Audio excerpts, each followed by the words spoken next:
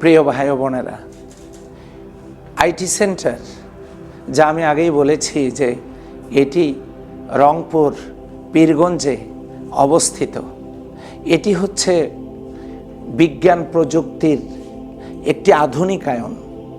এই আইটি সেন্টারে শত শত কম্পিউটার রুমগুলোতে পড়ে আছে। এগুলোতে ট্রেনিং নিয়ে আমার দেশের বেকার যুবক যুবতীরা দেশের বাইরে কর্মসংস্থান খুঁজে পেত এই আইটি সেকশন দ্বারাই আমাদের আইটি সমস্যার সমাধান। অথচ এত বড় প্রযুক্তি, হাজার কোটি টাকা যেখানে বিনিয়োগ, অথচ সেই জায়গায় এই কম্পিউটারগুলো পড়ে আছে আপনাদের চোখের সামনে। এগুলোর যথাযথ ব্যবহার হচ্ছে না। আমি বলবো এটাকে কার্যকরী করা যেত, কিন্তু এখন মনে হচ্ছে অপচয় করে রাখা হয়েছে, যেখান থেকে আমরা ফিডব্যাক পাচ্ছি না।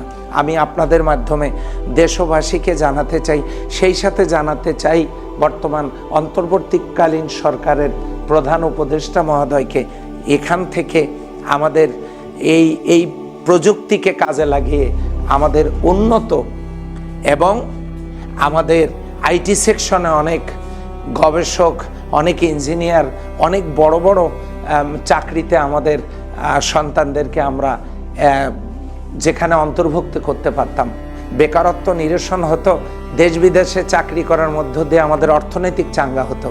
কিন্তু আমাদের দিকে যেন, এই উত্তর জনপদের দিকে যেন তাকাবার কেউই নেই।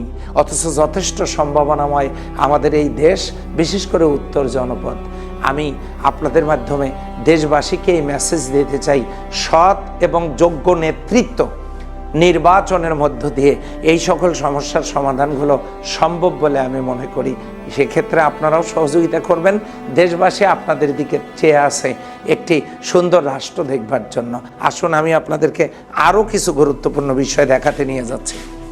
থেকে নিচ পর্যন্ত দেখুন, চতুর্পাশ্বে শত শত রুম, চতুর্পাশ্বে এই যে প্রযুক্তির ব্যবহার, এই সেন্টার, অথচ এটা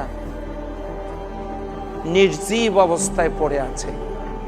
আপনারা দেখুন উপর, কি বিশাল একটা প্রতিষ্ঠান।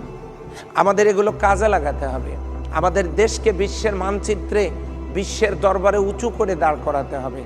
এই দেশটা মাথা উঁচু করে যখন দাঁড়াবে, নিশ্চয়ই পথ হারাবে না বাংলাদেশ, সঠিক পথ খুঁজে পাবে এই বাংলাদেশ।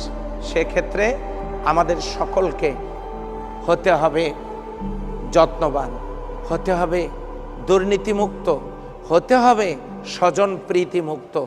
তবেই ভালোবাসা দিয়ে হৃদয়ের রং তুলিতে আমরা আমাদের এই সুন্দর প্রতিষ্ঠানটাকে ব্যবহার করে অনেক দূর যেতে পারবো।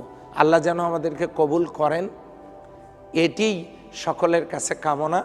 আমি পীরগঞ্জ থেকে আপনাদের সামনে আমাদের এই সম্ভাবনাময় প্রতিষ্ঠানটাকে তুলে ধরছি। এই জন্য আমরা এখানে সৎ ও যোগ্য নেতৃত্ব প্রতিষ্ঠার মাধ্যমে এই দেশকে সামনে নিয়ে যেতে চাই, সবার সহযোগিতা চাই।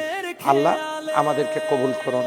আসসালামু আলাইকুম। সব ভুলে আজ সত্য পথে মেলো দুটি হাত, দাড়ি পাল্লা আনবে দেশে সোনালী প্রভাত।